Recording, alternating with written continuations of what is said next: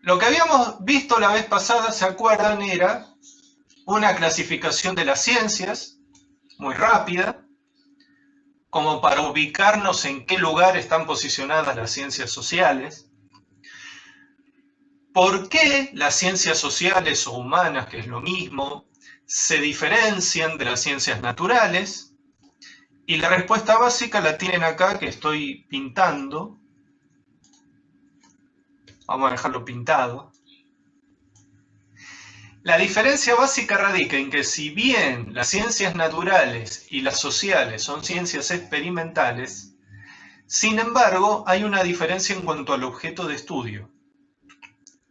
Y la diferencia básica es que las ciencias naturales, como estudian objetos de la naturaleza, y esos objetos se rigen por leyes, y esos objetos carecen de subjetividad, uno podría poner ahí en suspenso a los seres vivos, ¿no? O sea, lo que estudia la biología.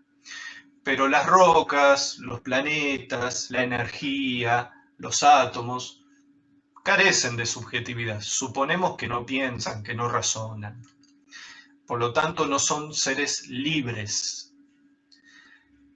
Esos objetos, entonces, de la naturaleza se subsumen en reglas, las famosas leyes naturales, aquellas leyes que querían descubrir Descartes y Bacon, y que al día de hoy, si uno estudia física, química, encuentra un montón de leyes que las ciencias naturales han descubierto. Y esa necesidad implica que las cosas ocurren siempre de la misma manera. ¿Bien? Las cosas de la naturaleza, digamos. Desde ya que esto es una gran simplificación, porque sabemos que hay ciertos procesos naturales que son de carácter probabilístico, es decir, que no ocurren siempre del mismo modo. Por ejemplo, el clima. Vieron que los meteorólogos no te dicen hay un 100% de probabilidad de que llueva. No, te dicen 70% de probabilidad. Hay un 30% de que no. Y eso no es por un defecto propio de la meteorología como ciencia, sino por las características que tiene el clima. Hay tantas variables en juego que por más que se tengan computadoras cuánticas que procesen datos a altísima velocidad y en gran cantidad, jamás se va a poder lograr una predicción exacta de lo que va a ocurrir con el clima. ¿Por qué? Porque es un objeto complejo. Los objetos complejos los vamos a ver en el capítulo 10 de interdisciplina. Así que por ahora les dejo solamente el título. Pero haciendo la simplificación, creo que se entiende, en general las cosas de la naturaleza se supone que actúan sin conciencia, no actúan por cuenta propia. Yo dejé en suspenso a los seres vivos porque bueno, ahí hay que ver, ¿no? No es lo mismo un orangután que una ameba.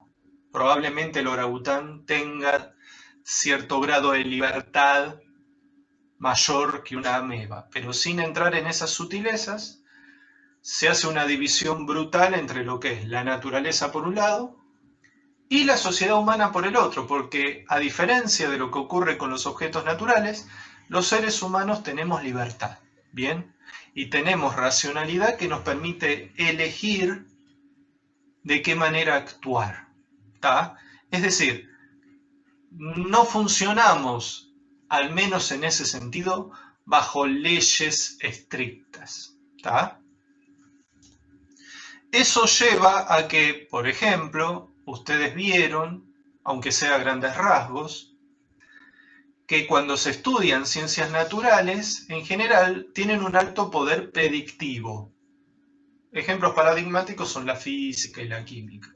Se pueden hacer predicciones a futuro sobre lo que va a suceder con bastante precisión. En cambio, en ciencias sociales es muy difícil. Pregúntenle a alguien a cuánto va a estar el dólar a fin de año. Nadie tiene la más pálida idea. Alguien te va a decir 200, otro te va a decir 500, otro te va a decir menos 10. No se sabe. ¿Va a terminar el mandato Donald Trump? ¿Qué sé yo? Nadie sabe. Suponemos que sí, porque no han habido golpes de Estado en Estados Unidos, pero podría haber un golpe de Estado, qué sé yo.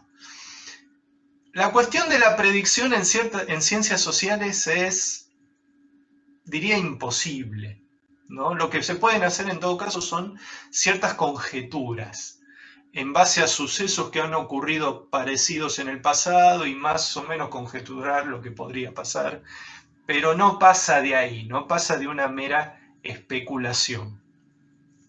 Entonces les traje este recuerdo, ¿no? Como para marcar bien la diferencia, ¿sí? Las ciencias sociales no son equivalentes a las ciencias naturales, ¿está? Claramente no son lo mismo porque es diferente el objeto de estudio.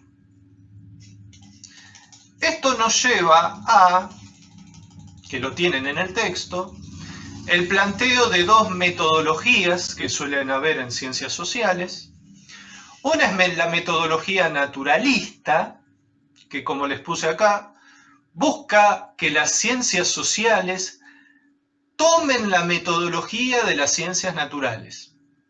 Lo cual, por lo que dijimos hace un ratito, es erróneo, ¿tá? Porque sería considerar a las personas como cosas. Y las personas no somos cosas. Bien. Hay algo que les voy a agregar acá. Bueno, se los voy a agregar más abajo sobre Kant. Así después no me olvido y lo vemos.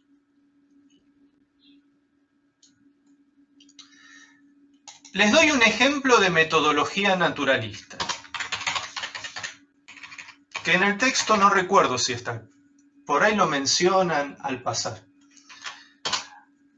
Ha habido una corriente en filosofía en el siglo XIX que se llamó positivismo. El positivismo fue una corriente inaugurada por un tal Augusto Comte. ¿Les suena? Comte, al igual que Weber, al igual que Marx, al igual que Dilthey, fue uno de los fundadores de la sociología. ¿Tá? La sociología tuvo muchos padres. Pero Comte, que era un pensador francés del siglo XIX, de entrada plantea que la sociología tiene que parecerse a la física. O sea, fíjense, ahí hay un ejemplo claro de naturalismo. Hay que estudiar los procesos sociales del mismo modo que la física estudia los procesos físicos. ¿Sí? ¿Por qué? Porque él quiere que la sociología tenga rigor, precisión, que no se trabaje de una manera especulativa. ¿Bien? Entonces, por ejemplo, esto es a título informativo. Comte dice que hay 3 estadios del desarrollo del conocimiento en la humanidad.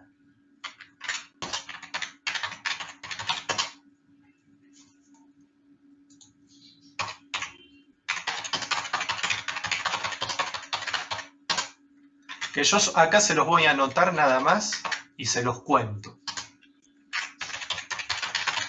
Hay un primer estadio teológico donde básicamente los seres humanos explican todos los sucesos, no importa si son naturales o sociales, los explican en base a qué cosa, en base a dioses. Hay un dios de la lluvia, hay un dios del trueno, un dios del sol, un dios que nos provoca ira, un dios que nos provoca enamorarnos. ¿Tá? Todo tiene que ver con dioses. Hay un segundo estadio, y estos estadios son históricos también, o sea que en el pasado parece que tiene razón Comte. En general, las civilizaciones antiguas trataban de explicar los fenómenos en base a recurrir a mitos, a cuestiones relacionadas a dioses, deísticas. Hay un segundo estadio más avanzado, dice Comte, que es el estadio metafísico. Vamos a ponerlo en mayúsculas. El estadio metafísico, que yo lo podría llamar también filosófico, es cuando se abandonan las explicaciones fundadas en los dioses, en los mitos, y se recurre más bien a explicaciones racionales. Bien, es lo que pasó en la antigua Grecia, que poco a poco los griegos, de explicar las cosas en base a los dioses del Olimpo, pasaron a filosofar. La contra, dice Comte, es que este estadio metafísico es altamente especulativo. Y no sabés quién tiene la razón, ¿no? Cada filósofo con su librito. Tomemos de ejemplo, ¿se acuerdan lo que vimos en el capítulo 4? Las teorías del conocimiento de Descartes, de Hume, de Kant. ¿A quién le hacemos caso? Bueno, no sabemos, ¿no? Hay gente que se va con Descartes, hay gente que se va con Hume, hay gente que se va con Kant, ¿bien? ¿Por qué? Porque según el punto de vista de Comte, falta la experimentación en este estadio. ¿Cuándo empieza a cobrar auge la experimentación? En el tercer estadio, por eso el nombre positivismo. El tercer estadio lo llama positivo. Lo podríamos traducir como estadio científico. Es cuando la humanidad empieza a explicar las cosas en base a la ciencia, ¿bien? En base al uso de la experimentación. Les traje de ejemplo, nada más a Comte, a título ilustrativo, ¿no? Para mostrarles, bueno, un ejemplo de cómo funciona la metodología naturalista, ¿sí? Para el positivismo hay que desterrar todo aquello que sea especulativo. Se tiene que trabajar de una manera precisa, en la medida de lo posible se tiene que hacer experimentación, ¿bien? Y tener un lenguaje inequívoco, como el de la física, como el de la química, ¿bien? Y eso tiene algunos problemas, porque justamente, ¿no? Si nosotros queremos estudiar a seres, que seríamos los seres humanos, que tienen libertad, que tienen capacidad de elegir, que tienen subjetividad, que tienen un mundo interno, ¿cómo podés mediante experimentos determinar lo que va a decidir un ser libre? Si uno pudiera determinar lo que va a decidir alguien, ¿esa persona sería libre? A ver qué me dicen. De paso leo lo que escribieron porque se habrán dado cuenta que no di bola al chat.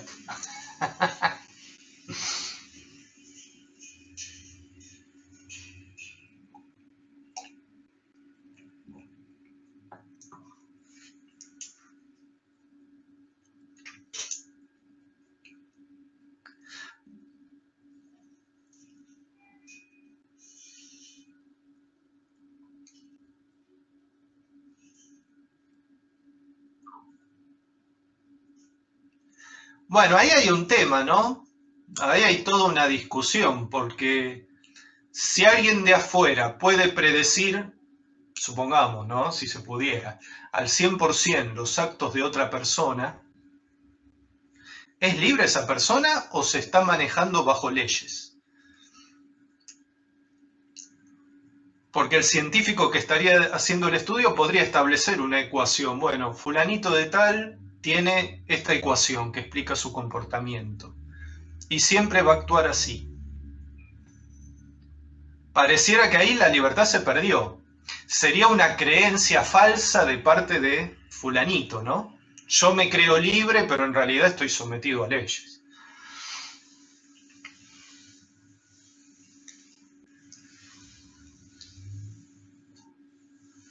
Bueno, ahora vamos a ir para allá, Santiago. A ver en detalle, o con el ejemplo, los tres enfoques, ¿no? Bueno, a eso iba, Darkness.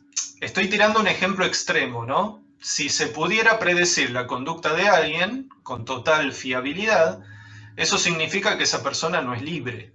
Sería como una piedra, ¿no? Vieron que las piedras, uno hace ciertos cálculos sobre cómo se comportan y puede establecer qué va a ocurrir en el futuro. Por lo menos en ciertos aspectos, lo estoy simplificando mucho. Con las personas, bueno, no es tan simple.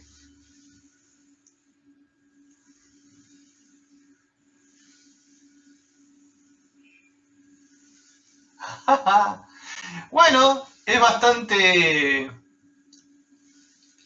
inteligente lo que decís, Santiago. Podría haber varias leyes del comportamiento y a lo sumo la persona iría switcheando de una a otra. La pregunta, bueno, sería, ¿se podría predecir ese switcheo de uno a otro? Si ese switcheo a su vez se puede predecir, bueno, de vuelta, no habría libertad. Si ese switcheo no se puede predecir, bueno, entonces ahí hay un componente en el ser humano que es impredecible. Lo cual obligaría a las ciencias, todo va a cuento de esto, eso obliga a las ciencias sociales a trabajar de otro modo. No pueden trabajar igual que la química, que la física. ¿Sí? Hay algo más que habían dicho, me parece. Tal cual, Matías. Es difícil obtener los datos iniciales en ciencias sociales, tal cual. ¿Por qué? Como vieron en el capítulo Fusión de 8 y 12 de Ciencias Naturales con ensayos clínicos, vieron, por ejemplo, en el falsacionismo que se establece una hipótesis y se le suman los datos iniciales de la experimentación y a partir de ahí se esperan, bueno, ciertos resultados. Les doy un ejemplo, que muchos de ustedes, por ejemplo, están cursando química. Cuando estudiaron gases, vieron que en los gases hay 4 variables, básicamente, ¿no? Que se estudian: presión, volumen y temperatura. A lo sumo se puede agregar también número de moles según la ecuación. Bueno, entonces habría 4 variables. Son sistemas muy simples, muy sencillos.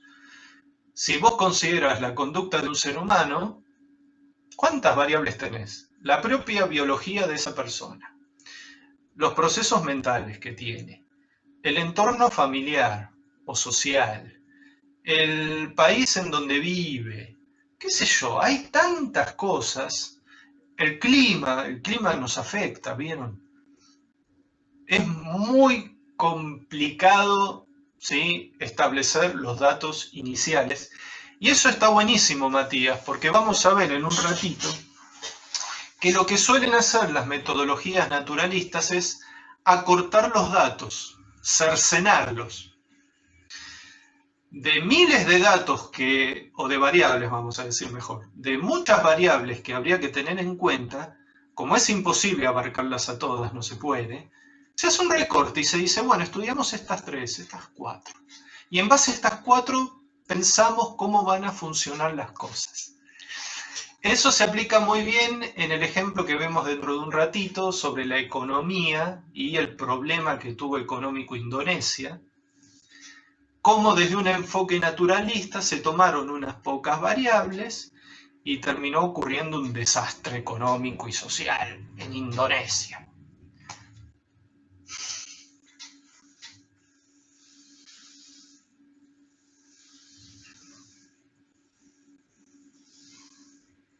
Está muy bien, Santiago, lo que decís, ¿eh?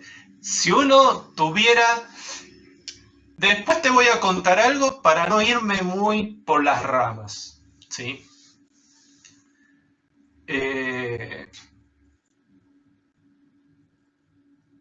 Cualquier cosa al final de la clase, haceme acordar sobre esta cuestión de tener en cuenta los datos iniciales, ¿no? En una hipótesis de que alguien o algo pudiera calcular o conocer todos los datos iniciales, si se podrían predecir cosas o no.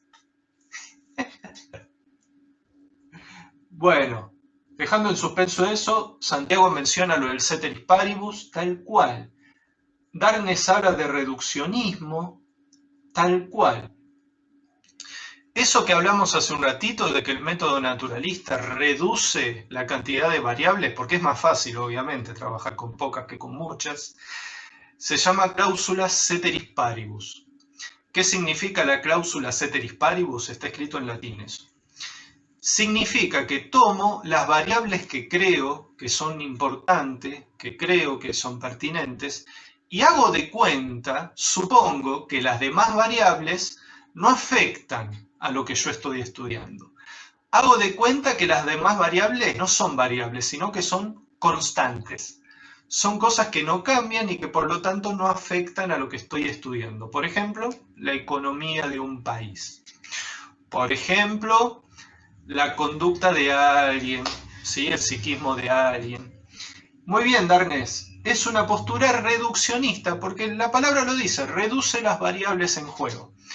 Un ejemplo que va para vos y para los que sigan psicología, el conductismo es un ejemplo de método naturalista. Porque vieron, ¿qué plantea el conductismo? El conductismo es una rama de la psicología, para los que no lo conocen, que lo que plantea es que la psicología es una ciencia experimental, primero. Por lo tanto, hay que obtener evidencias del psiquismo de las personas. Pero resulta que no podemos meternos en la mente de otras personas. ¿Ustedes conocen algún aparato que lea la mente de alguien? Todavía no se inventó, no existe. Entonces los conductistas dicen, bueno, lo que podemos estudiar es lo observable. ¿Y qué observamos de la gente?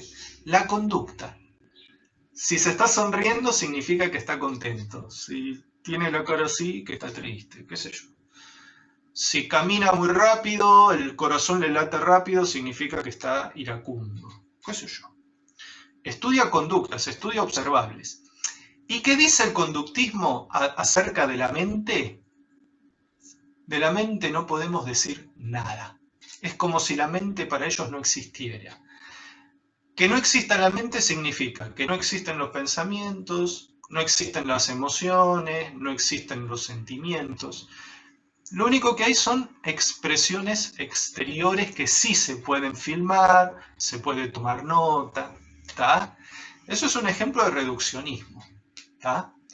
Los conductistas dicen, bueno, aquellas teorías psicológicas que hablan de la mente son teorías especulativas, porque en sentido estricto nadie puede verificar que haya mente en los demás. Es un poquito el problema de Descartes, ¿se acuerdan? Yo puedo ser consciente de mi propio yo, de mis propios estados mentales, pero no sé si los demás tienen estados mentales. Por eso Descartes recurre a la hipótesis de Dios. Dios me garantiza que los demás también tienen espíritu, alma. Pero bueno, los conductistas, como son del siglo XIX, XX, ya no recurren a un Dios salvador. Directamente derecho viejo. La mente no existe, muchacho. Y si existe, no podemos acceder a ella. Por lo tanto, para nosotros los conductistas, es como si la mente no existiera. ¡Ah! O sea, le quita la cuestión de la humanidad, ¿no? Ya no sería una ciencia humana. Justamente es una ciencia del comportamiento.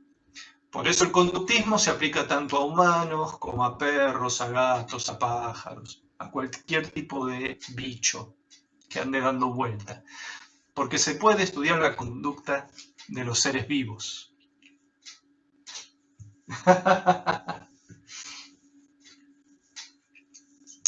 Tal cual, Santiago, pero bueno, yo tengo que dar ejemplos fáciles para que todos los entiendan, ¿no?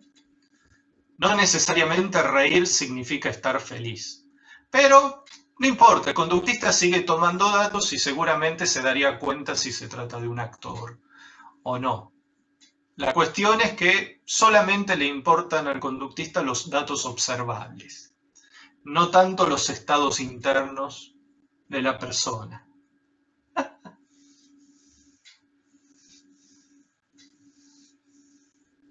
Bueno, creo que a grandes rasgos la metodología naturalista se entendió. Por ahí Santiago decía que creo que en el PowerPoint, ¿no? Se decía que son métodos complementarios con el que vemos ahora en un ratito, el comprensivista. Son complementarios en el sentido de que, por ejemplo, el método naturalista, como se quiere copiar de las ciencias naturales, usa herramientas como la matemática, la estadística. Bueno, en ese sentido esas herramientas pueden ser complementarias al comprensivismo que vemos en un rato. Pero yo no usaría el término complementario, porque complementario pareciera que hablamos de dos cosas que están en igual nivel. Y por lo menos para mí, en ciencias sociales, la metodología comprensivista es más importante que la naturalista. Justamente, pues la naturalista no explica bien aquello que está estudiando. ¿Tá?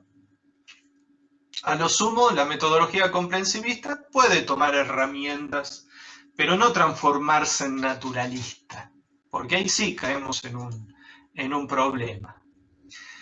¿Y en qué consiste la metodología comprensivista? Que esta sí es más afín a las ciencias sociales. Y ahí lo tienen escrito. Busca comprender, es decir, ¿qué quiere decir comprender? Lo vamos a poner acá. Busca dar sentido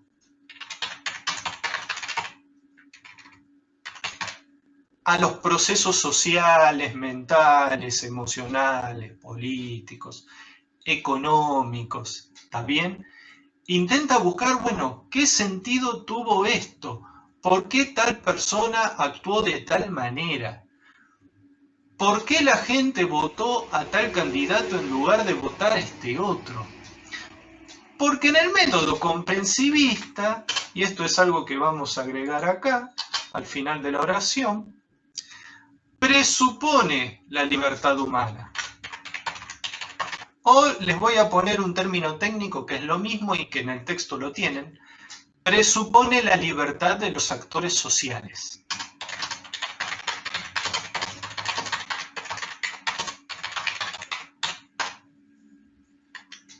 Y la libertad de los actores sociales tiene que ver no solo con la capacidad de decisión, elijo tomar Coca-Cola o Pepsi o Manaos, que sería algo banal en este caso, sino que también presupone los deseos que tienen, los proyectos a futuro. Lo que vimos con Max Weber, ¿se acuerda? De cómo es los motivos que una persona tiene, las motivaciones para que alguien actúe de determinado modo. Fíjense que estas cosas que menciono, la libertad, el deseo, las motivaciones, en principio no aparecen en la naturaleza. Uno no diría que una piedra tiene deseos, motivaciones, libertad. ¿Tá?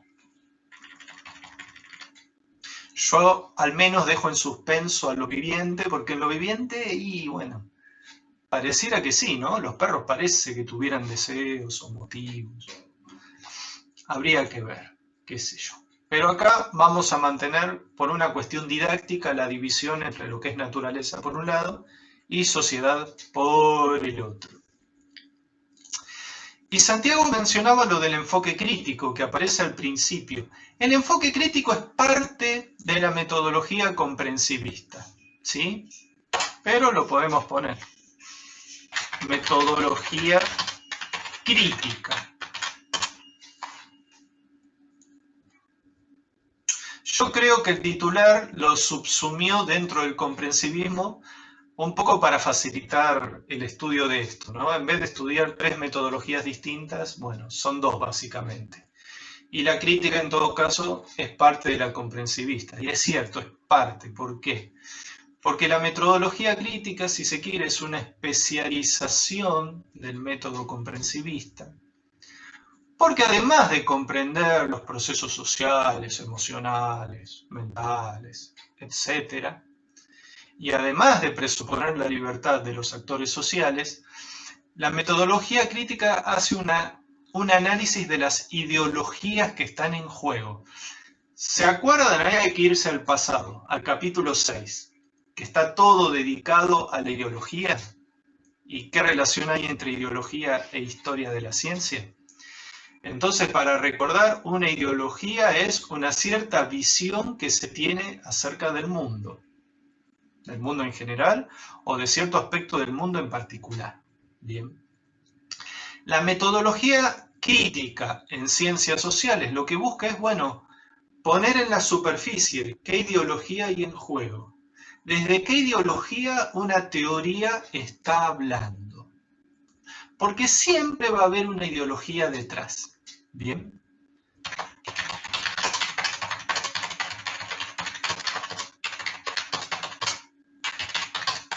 Lo vamos a escribir de este modo. La metodología crítica lo que hace es un análisis de las ideologías que están en juego en cualquier teoría. Estamos hablando de teorías sociales ya, ¿no? Más específicamente. Y acá podemos meter lo que preguntó Matías en un principio sobre el carácter emancipador de las ciencias sociales. Acá hay un tema. Otra vez viaja al pasado. Capítulo 1.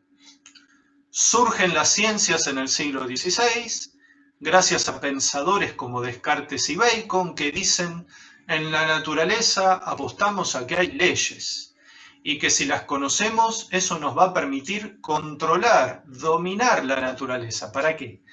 Para beneficio nuestro, para beneficio de la humanidad, para que podamos vivir mejor. Entonces, por ejemplo, si conocemos cómo funciona el coronavirus, que suponemos es un producto natural, surgido de los murciélagos o de los pangolines y se transmitió a los humanos, si supiéramos cómo funciona, bueno, bárbaro, desarrollamos una vacuna, un tratamiento y ya está, nos sentimos mejor, no nos enfermamos. ¿Qué pasa con las ciencias sociales? Acá hay un tema. Se podrían usar las ciencias sociales con diferentes objetivos. Un objetivo podría ser, bueno, conocer sin más cómo funciona la sociedad humana, cómo funciona la mente humana, en fin. Recuerdan que también vimos en el capítulo 1 que esa postura es ingenua, no es la postura de la ciencia básica que defiende Bunge. Una ciencia que investiga por amor al conocimiento y nada más. Bueno, eso no existe. Siempre hay alguna intencionalidad detrás. Hay una manera de pensar las ciencias sociales como ciencias que pueden servir para controlar. ¿Controlar a quién? A las personas, justamente.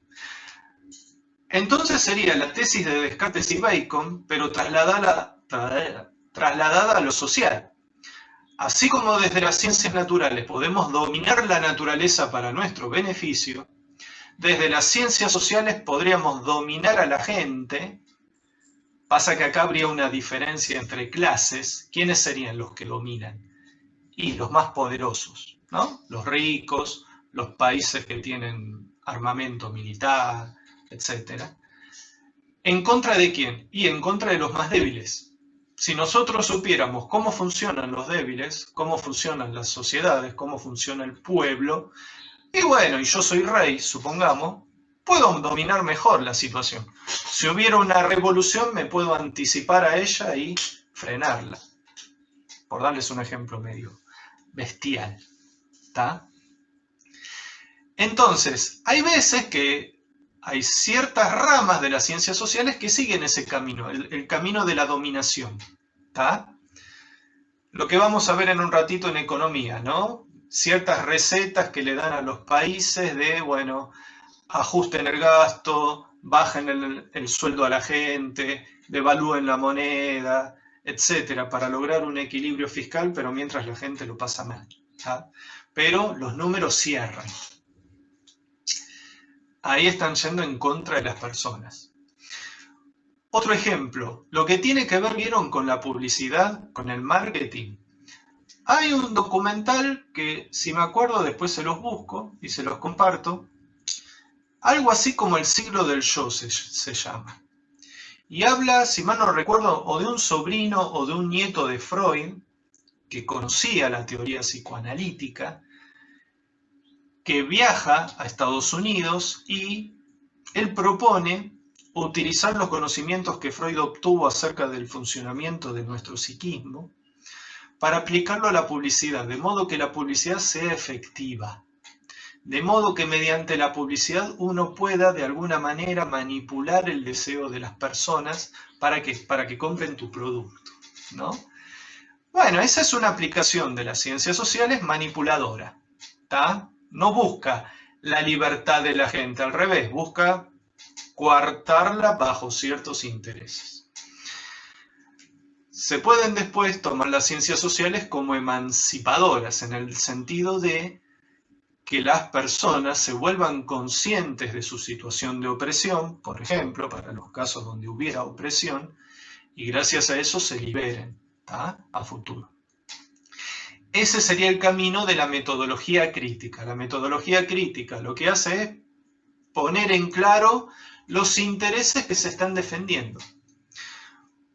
Porque la más de las veces, cuando se sigue un rumbo de ciencias sociales que va del lado de la opresión de las personas, se dice que el método que se sigue es neutral y objetivo.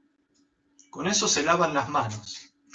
Que es lo mismo que decir que es un método naturalista, no es como en la naturaleza, ¿no? Las ciencias naturales son neutrales y objetivas.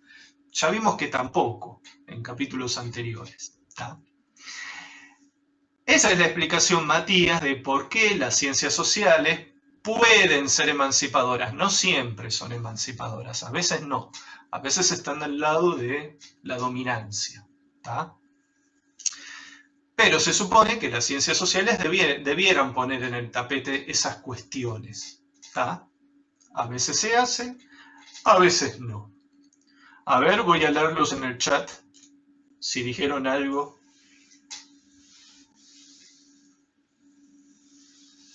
Bueno, no dijeron nada, dijeron vamos Manaos. ¿Se entendió, Matías, entonces? Por ahí tu vamos Manaos iba en ese sentido.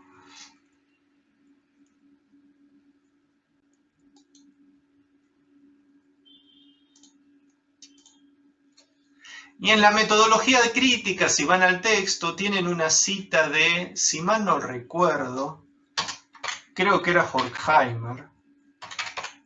Por ahí me estoy olvidando. Se los estoy anotando acá.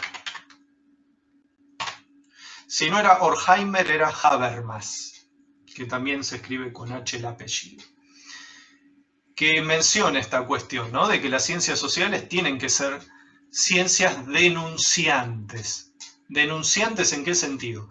Que pongan a la vista de todos las relaciones de poder que hay entre las personas, ¿tá?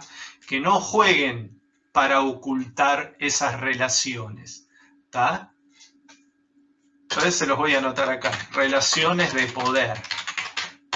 En una sociedad hay relaciones de poder, ¿no? Creo que es claro. Por ejemplo, yo siendo docente tengo poder respecto a ustedes. La vida de ustedes está en mis manos. Era Habermas, bien Camila. Ahora lo corrijo.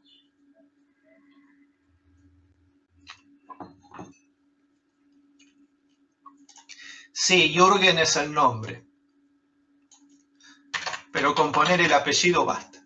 Búsquenlo después en el texto. A Habermas tiene una cita muy bonita respecto a esta cuestión de las relaciones de poder, ¿sí? De que las ciencias sociales más bien deberían denunciar esas situaciones.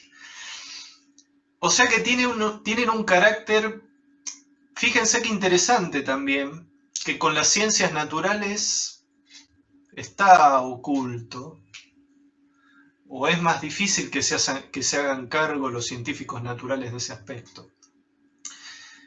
En las ciencias sociales hay un carácter no solamente descriptivo, describir procesos, sino que tienen un carácter revolucionario, si se quiere, un carácter ético, político, de señalar, bueno, dónde están las falencias, dónde están los problemas en una sociedad, ¿tá?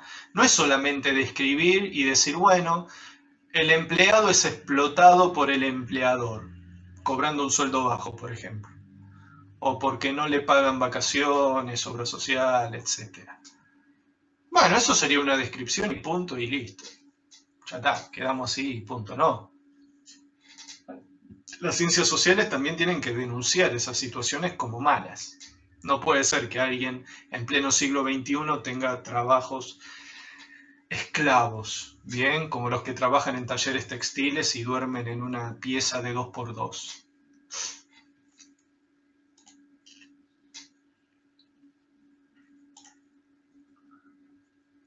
Entonces, a partir de ahora en el texto no existe más el método crítico, ¿sí?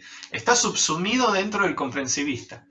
Ahí me acordé que Santiago había mencionado el ejemplo de la Revolución Francesa que tienen ahí, que básicamente dice, bueno, vieron el fenómeno de la Revolución Francesa, 1789, que es cuando la burguesía se rebela contra la nobleza y contra la forma de gobierno monárquica, porque lo que plantean es un sistema democrático, republicano, no someterse al poder del tirano, del rey. Entonces el ejemplo dice que desde una metodología descriptiva, naturalista, hay estudios que dicen que la Revolución Francesa ocurrió por un dato concreto, y es un dato objetivo, que es que había pocos alimentos para la mayor parte de la población. Dicho de otro modo, la gente pasaba hambre, ¿no? Los pobres, básicamente. Y que eso llevó a, bueno, que se unieran junto a la burguesía para derrocar a la nobleza, el poder que había de turno en aquel momento. De hecho, hay una anécdota, era de María Antonieta, que decía, bueno, si quieren comida, denle pasteles. Pero lo decía de manera desdeñosa, ¿no? Obviamente no les iban a dar nada. ¿Qué problema tiene ese análisis? Que si bien puede ser correcto en el sentido de que está bien, efectivamente había hambre, desde ese solo punto de vista se puede explicar todo lo que implicó la Revolución Francesa o había más cosas en juego. Bueno, desde una metodología comprensivista se toma ese dato del hambre, pero no es lo único que generó la revolución. Porque si no, otra aspiración que tienen las metodologías naturalistas es a universalizar los procesos. Universalizar significa justamente crear o describir leyes. Se podría establecer una ley que diga, siempre que un pueblo pase hambre, va a ocurrir una revolución sangrienta como ocurrió en 1789. No necesariamente es así, muchos pueblos están hambreados, lo pasan mal y no necesariamente ocurre una revolución. Es una simplificación muy atroz decir eso. El método comprensivista va a tener en cuenta otros factores, además del hambre, que ya había cierta conciencia política dando vueltas, ¿no? De que no queremos más monarquía, queremos república. Había pensadores que defendían esas ideas, como por ejemplo Rousseau. Creo que en este capítulo no está mencionado Rousseau, pero Rousseau lo vamos a ver en el capítulo 11 de Darwinismo Social. Había ciertas condiciones económicas que favorecieron el enriquecimiento de una clase que era la clase burguesa y que competía en riquezas con la nobleza, por lo cual esta clase se sentía con fortaleza para rediseñar el esquema social, el esquema político, el esquema económico. Es decir, había muchos más condimentos en la Revolución Francesa. También se puede estudiar el papel de los grandes líderes que hubo en aquella época, qué pensaba cada uno de ellos. Es decir, trata de ir un poco más allá que analizar meros datos, ¿tá? Como para comprender un poco, valga la redundancia, las diferencias entre ambos métodos, ¿sí? Aparece en algún pie de hoja, bien Santiago. Creo que se entendió más o menos la gran diferencia entre la metodología naturalista y la comprensivista. Entonces yo les diría, cuando hablan de complementariedad, tomen la complementariedad en el sentido de que la comprensivista puede tomar herramientas como la estadística, por ejemplo, que usa la metodología naturalista. Pero en un sentido absoluto, si se quiere, si alguien se posiciona en ciencias sociales desde el punto de vista naturalista, está recayendo en un error, ¿tá? No es una buena ciencia social.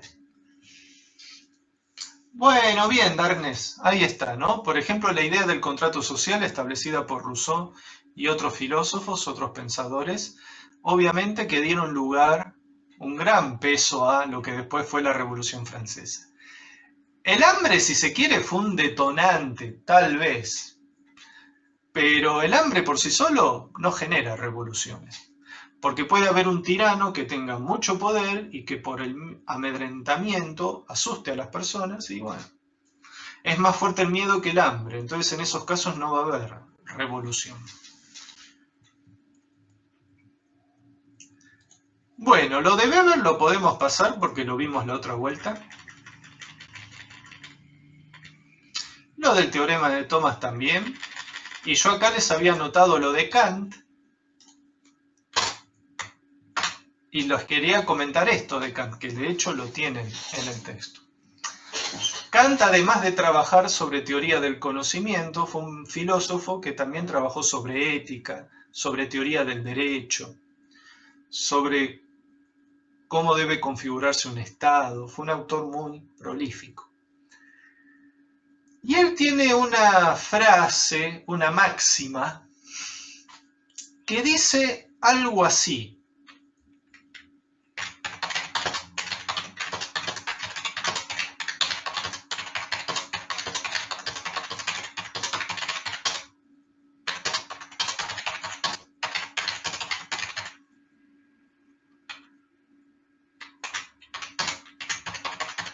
Y al ladito les pongo la palabra dignidad. La frase de Kant dice, debes tomar a toda persona, ¿no? Y cuando Kant está hablando de persona, estamos en el siglo XVIII, está hablando de ser humano. ¿Tá?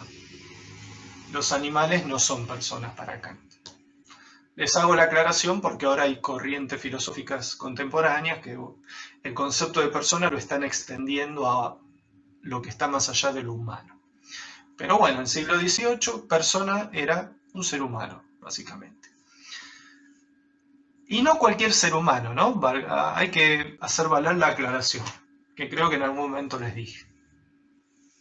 Es más persona, por ejemplo, en aquella época, un europeo blanco de ojos celestes, varón, que una mujer, por más que sea europea, que un niño, que un negro, que un habitante de un pueblo originario.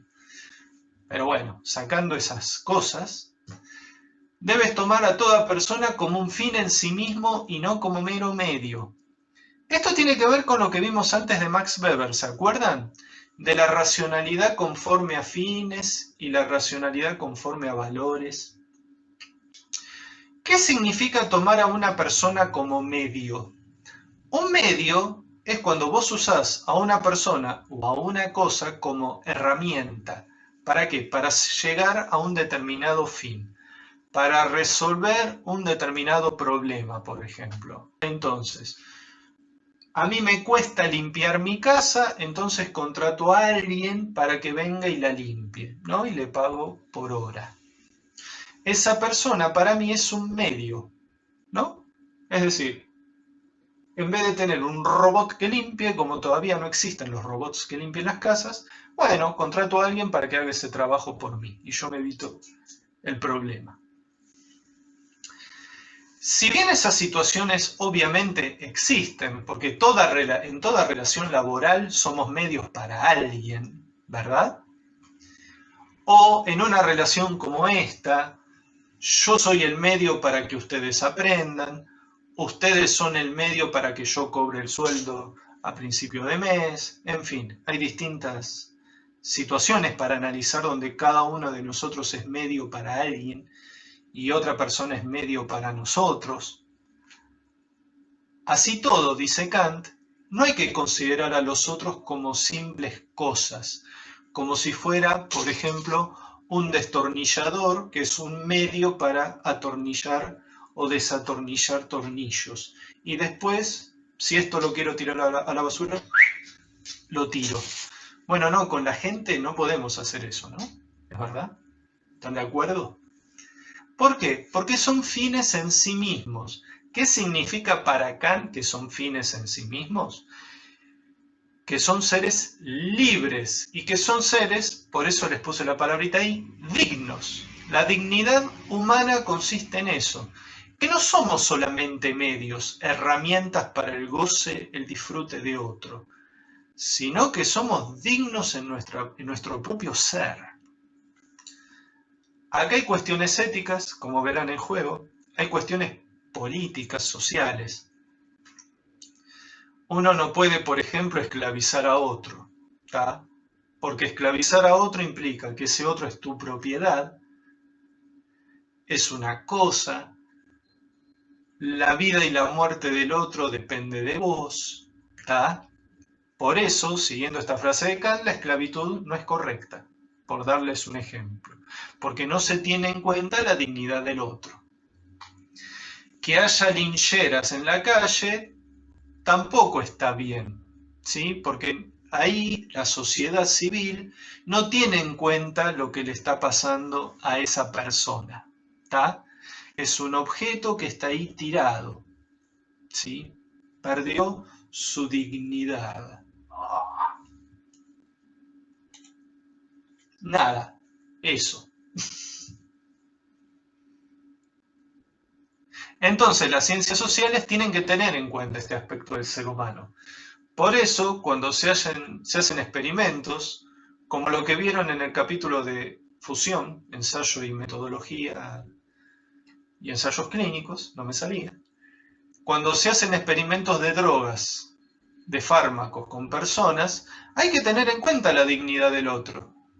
No tenés que recurrir a trampas como hacían algunos laboratorios o siguen haciendo quizás, de ir con gente analfabeta, por ejemplo, pobre, con pueblos originarios que no saben leer ni escribir, les hacen firmar un consentimiento informado y la persona no tiene idea de lo que firma, pone un gancho y ya está, y listo, y hacen el experimento con esa persona. Vos esa persona la estás usando como un medio. ¿En qué sentido? Para el laboratorio. Yo necesito resultados, necesito saber si esta droga funciona o no para tal enfermedad. Esta persona es el medio para yo lograr la patente. ¡Oh! Bueno, no. Si fuera kantiano el laboratorio, no puede hacer eso. ¿Tá? A ver qué dice Mirta.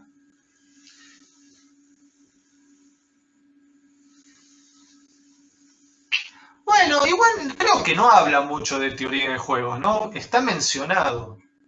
Yo no me metería mucho con la cuestión de teoría de juegos. Lo dice al pasar. La teoría de juegos es una teoría que se suele aplicar a veces en sociología, en donde se compara la sociedad con un juego. Vieron que en los juegos hay participantes y hay reglas del juego, ¿tá? Donde cada participante tiene que respetar las reglas y en base a esas reglas se llega a un cierto resultado, ¿no? Que suele ser ganar, empatar, puede haber una tercera, ganar, perder, puede haber una tercera instancia que es empatar. Entonces a veces se aplican esas teorías de juegos a ciertas cuestiones sociales, ¿no? Por ejemplo, un millonario que gana muchísimo dinero por mes porque es dueño de una megacorporación, el dueño de Mercado Libre, pongamos por ejemplo, y un linchera que no gana nada, que depende de la calidad ajena. Entonces, desde la teoría de juegos se podría analizar que este que gana un montón y este que gana poco, bueno, cobrarle más impuestos a este como para lograr un cierto equilibrio social. Obviamente que no vas a levantar al linchera acá arriba, pero por lo menos le podés mejorar un poco la existencia, ¿sí? Podés mejorarle la dignidad. Pero listo, no van, creo que el texto no habla mucho más, lo menciona y punto. Así que no nos vamos a meter mucho por ese lado de la teoría de juegos. Y es más, la teoría de juegos estaría, desde mi punto de vista, más del lado de la metodología naturalista. Porque la teoría de juegos se aplica también en biología, para la conducta animal. Entonces, no estaría muy del lado al cual queremos apuntar, que es tener en cuenta la dignidad de las personas. Pero si están interesados, si quieren investigar, les anoto acá en el chat algo. Si quieren buscar en Google, respecto a teoría de juegos, el famoso dilema del prisionero.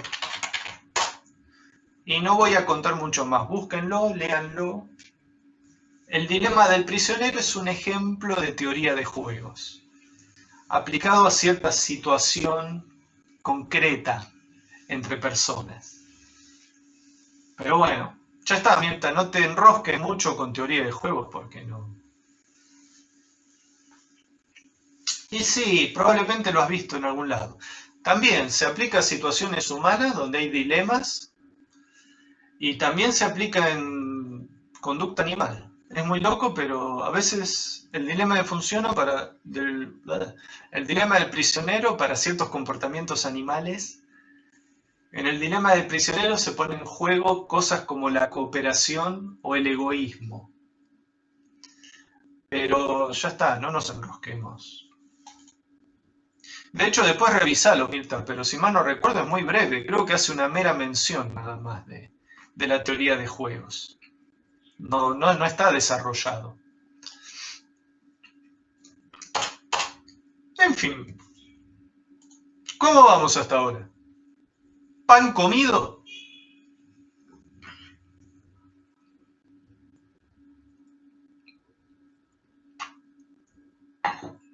Creo que más fácil que lógica debe ser esto.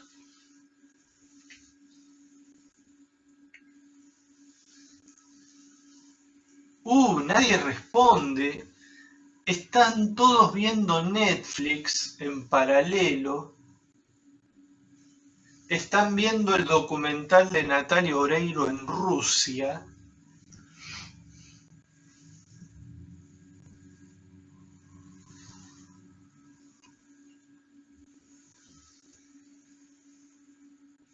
Bueno, factores distorsivos. ¿Qué serían los factores distorsivos? What the fuck? ¿De qué estás hablando, Santiago? Ningún factor distorsivo.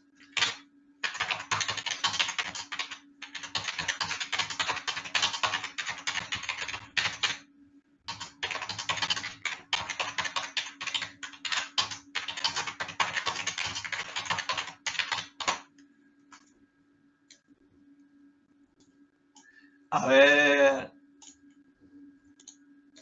Ahí está, lo pusimos en itálica.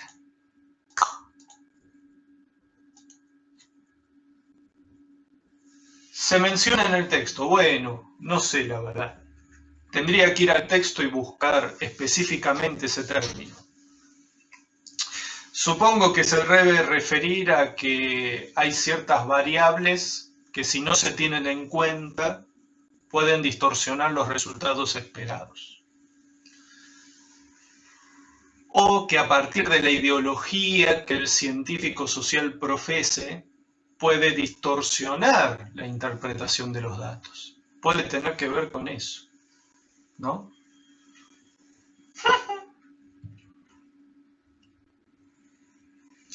Bueno, veo que Katia está viendo el documental de Natalia Oreiro. Bueno, volvamos a nuestra clase. ¿Cómo se aplica esto? Ahí el texto les da un ejemplo, ¿no? En economía, acerca del uso de ambas metodologías y los grandes problemas que pueden traer. Si, sobre todo con la metodología naturalista, si uno se aferra mucho a ella. Y algunas aclaraciones previas, ¿sí? Porque, como sabrán, ¿qué economía es la que vivimos a nivel planetario? ¿Cómo se llama? ¿Cómo se llaman los procesos económicos mundiales? ¿Vivimos en un sistema? A ver.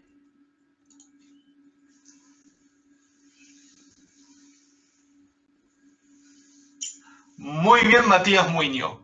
Vivimos en un sistema capitalista, ¿tá? Si bien hay algunos países que son medio rebeldones, como Cuba, Corea del Norte, la globalización es básicamente capitalista. Bien. El capitalismo tiene origen en ciertas ideas que son las ideas asociadas al liberalismo. Entonces podemos ver un poquito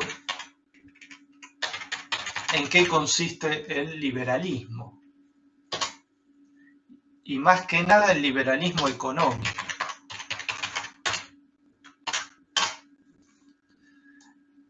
Estas son ideas que fueron desarrolladas, por ejemplo, por...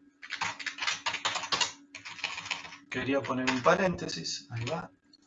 Vamos a sacar el subrayado. Bueno, no hace falta el paréntesis. Adam Smith, un viejo conocido, David Ricardo, un autor que aparece en este texto, el capítulo 9, John Stuart Mill,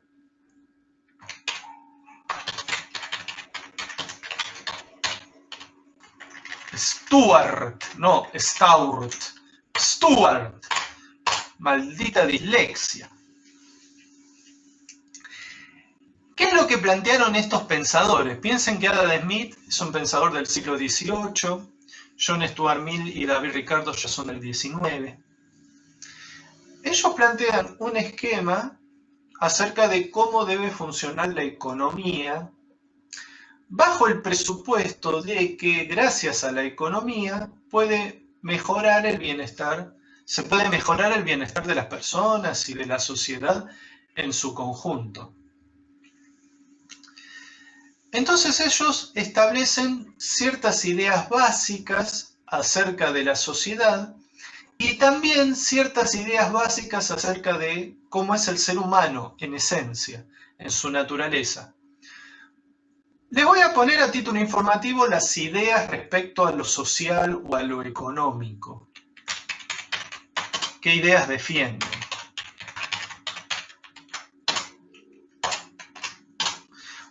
Primero y principal, el libre mercado. ¿Sí? ¿Qué significa el libre mercado? Que los individuos tengan la libertad de comerciar bienes y servicios de manera libre entre sí. Con apoyo del Estado. ¿Qué quiere decir con apoyo del Estado? Por un lado, el Estado tiene que garantizar algo que lo voy a anotar ahora, que es la propiedad privada. Cuando ustedes son dueños de algo, sos dueño de un departamento, por ejemplo, tenés que tener el título de propiedad. El título de propiedad es un papelito donde básicamente y simplificándolo, el Estado reconoce que vos sos dueño de esa propiedad. ¿Tá? Si sos dueño de un auto, también tenés un papelito que dice que vos sos dueño del auto y no es fulanito, menganito, sultanito. ¿Tá? Es decir, tiene que haber un Estado que garantice esto. Lo comento porque después hay otra variante del liberalismo que surge en el siglo XX, que es el neoliberalismo, que plantea que el Estado directamente ni debería existir. Es una postura extrema del liberalismo. Cada cual tiene que comerciar libremente con quien se le cante, y no importa si comercias drogas, verduras o qué. Bueno, no llegaban a un punto tan extremo los liberales.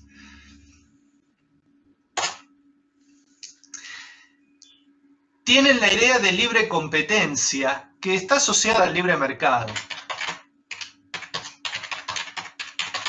Yo me dedico a dar clases de pensamiento científico, pero no soy el único. Hay muchos otros profesores y profesoras que hacen lo mismo. Entonces yo estoy compitiendo con esos otros docentes. Y si el día de mañana, supongamos que quiero ser titular de la cátedra, voy a tener que competir con esos otros docentes. Y ganará, si las reglas son claras, ganará supuestamente el mejor, ¿no? El que más sepa, el que mejor sepa dar clase, en fin, según lo que se evalúe en cada instancia. Competencia, puse. Es una mezcla entre comprar y competir, no está mal el término, ¿eh? Competencia. Bueno, pero lo vamos a borrar para que no se confunda.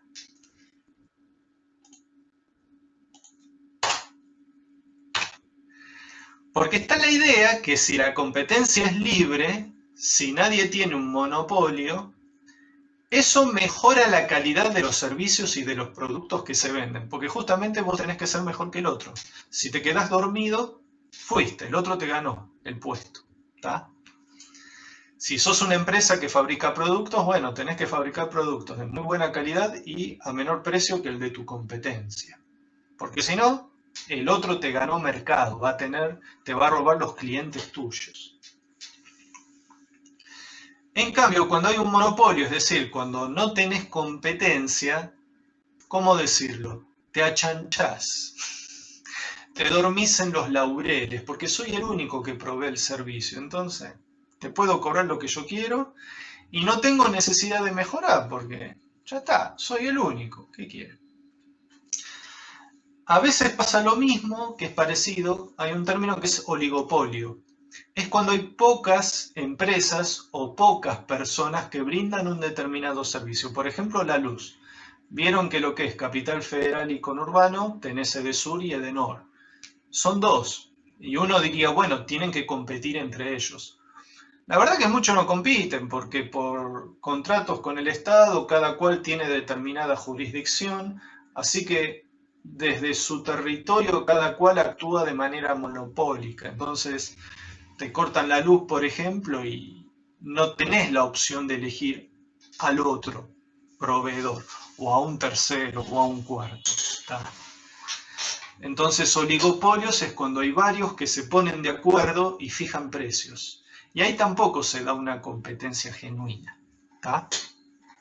No es lo que defienden estos muchachos. ¿Sí? Estos muchachos en origen defienden en serio la libre competencia y que el Estado a su vez fomente la libre competencia.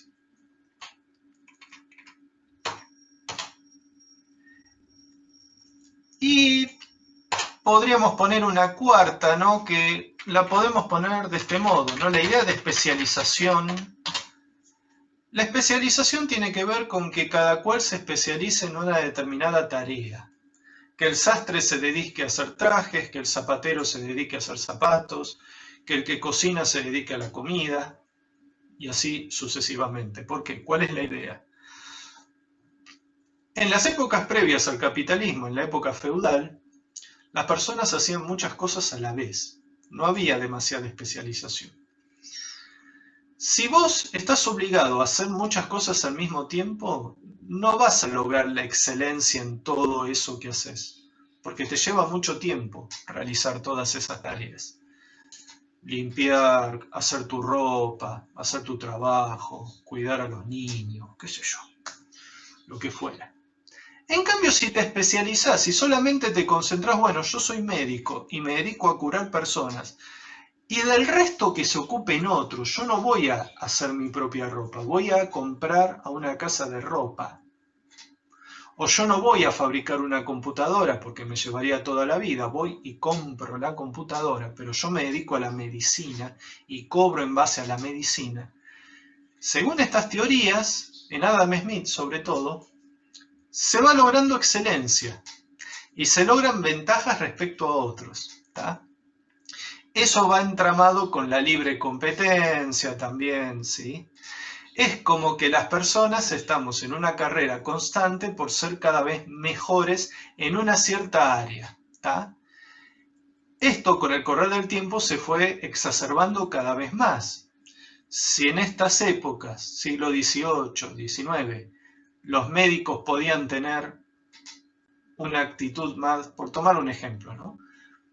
Podían dedicarse a varias patologías distintas.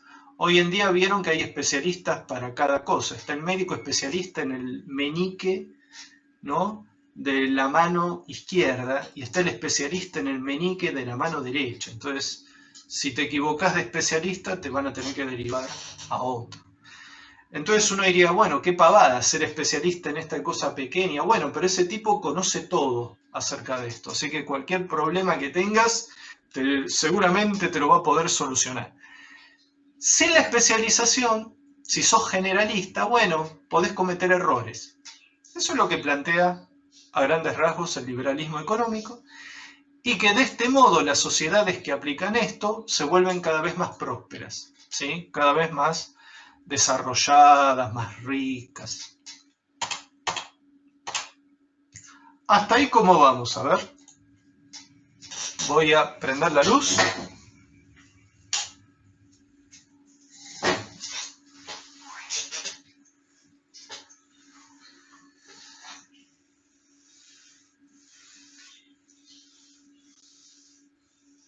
Bueno, la mano invisible.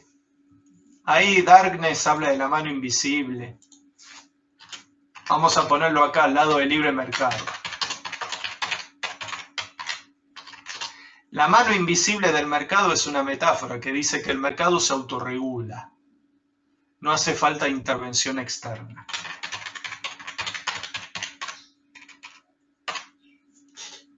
Con intervención externa se refiere al Estado. Pero así con todo, estos pensadores son conscientes de que tiene que haber un cierto Estado que garantice cuando menos la propiedad privada. Porque si no hubiera esa garantía de la propiedad privada, y vos decís, bueno, esta casa es mía, ¿en base a qué es tuya? En base a nada. Por tu palabra viene otro y te la toma, te echa patadas y ya está. Sería la ley del más fuerte. Entonces tiene que haber un Estado que diga, bueno, no, esta casa es de fulanito.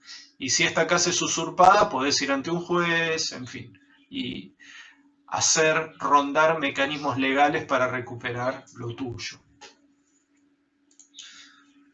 Por eso ciertos economistas que hoy pululan, que hablan en contra del Estado, bueno, es muy utópico pensar un capitalismo 100% sin Estado. No existe. De hecho, que yo sepa, no hay ningún ejemplo en el mundo que sea así.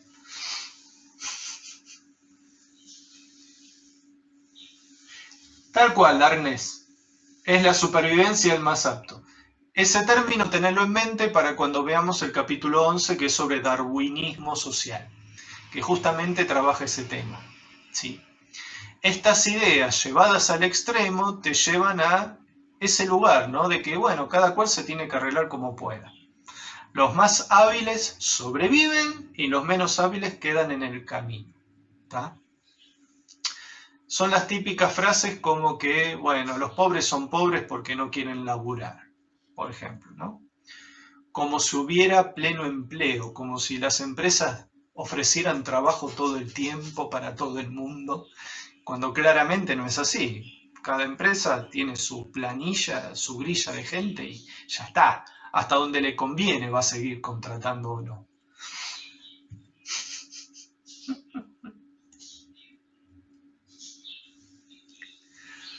Bueno,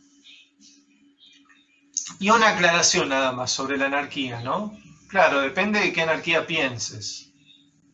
Los del neoliberalismo son anarquistas de derecha, ¿no? Queremos libertad absoluta para comerciar. Pero está sentada en el egoísmo, en el propio beneficio individual. Pero después hay anarquismos de izquierda que piensan que no haya tampoco regulación estatal, pero que haya sistemas de cooperación entre los individuos. También es utópico, ¿tá? Pero por lo menos hay cooperación entre las personas. Es decir, no se deja al débil a su suerte, se lo ayuda.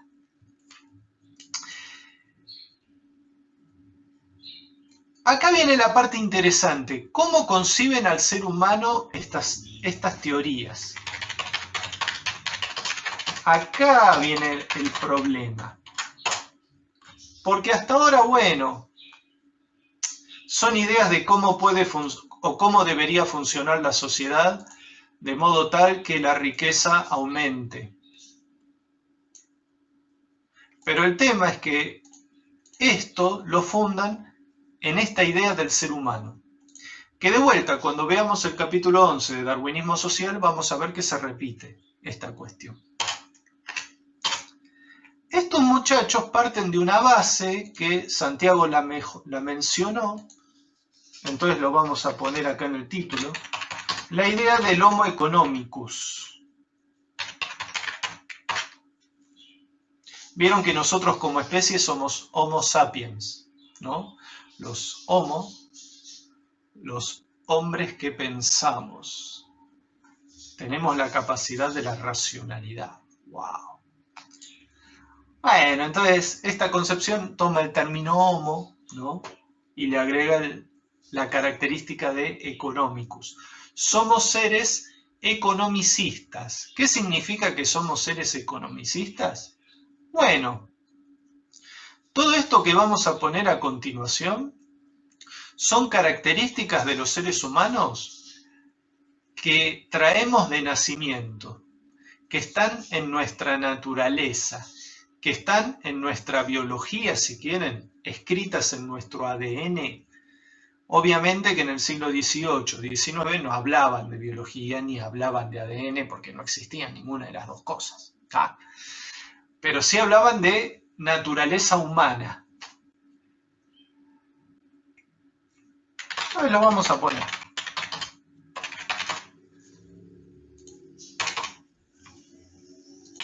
Hay una naturaleza humana que son las características que todo ser humano tiene. Además de ser seres racionales,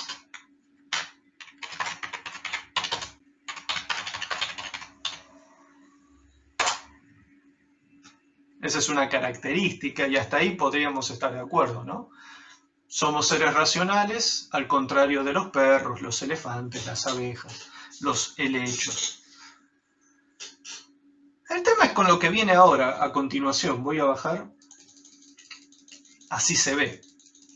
Además de ser seres racionales, somos seres egoístas por naturaleza. ¿Qué quiere decir egoísmo? Que luchamos por nuestro propio beneficio, ¿tá? Sin importarnos el beneficio del otro, o sin importarnos la situación del otro. Ponemos nuestra situación por encima de la situación ajena.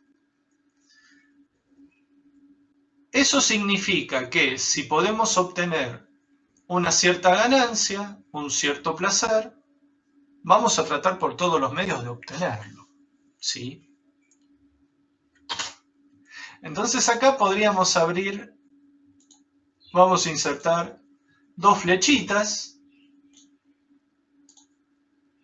No podíamos estar sin flechas.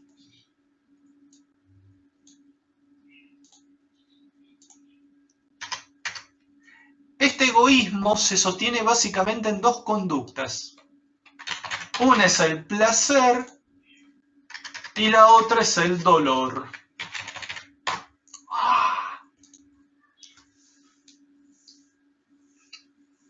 Es como un individualismo negativo, Mirta, en el sentido de que solo me importo yo, ¿sí? Lo demás, si en el camino de obtener beneficios personales, al mismo tiempo beneficio a otro, bueno, fantástico. No se trata tampoco de hacer el mal a los demás, no pasa por ahí. Sino pasa que antes que el placer del otro está mi propio placer. Eso no significa que tenga que hacerle daño a otro, ¿está? Pero primero estoy yo, después el resto.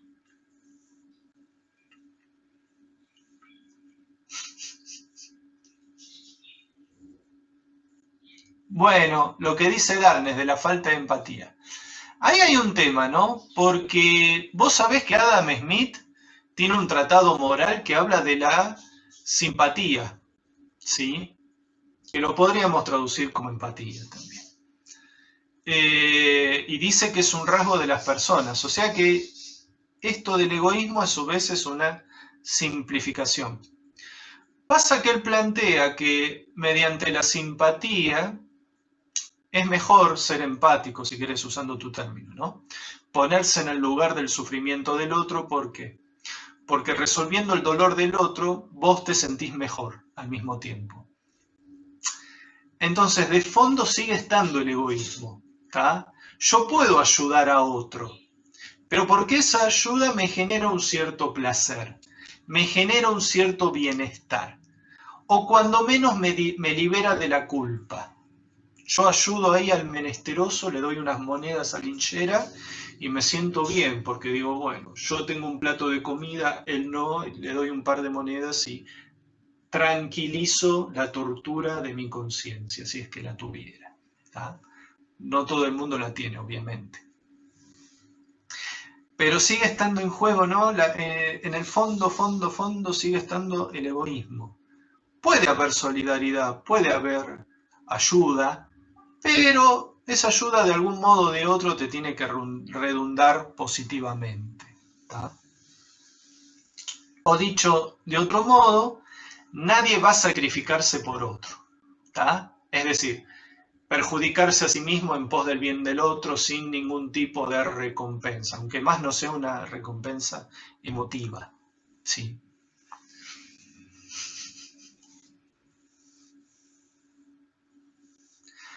Bueno, podría ser, Mirta, que alguien prefiera que el otro esté mejor que uno, pero quien hace eso es porque en algún lugar algún placer le genera ese acto, ¿sí? Entonces, según esta postura hay que desconfiar de las personas que son muy serviles, muy sacrificadas. La Madre Teresa, por poner un ejemplo, ¿no? Exagerado. Y bueno, la Madre Teresa algún placer interno sentiría, qué sé yo, se quería ganar el cielo, quería llegar a la eternidad junto a Dios, capaz. O sea, algo egoísta hay de fondo, más allá de que ayude a los pobres que tienen enfermedades. Ah, lo dijo al revés. Bueno, puede ser.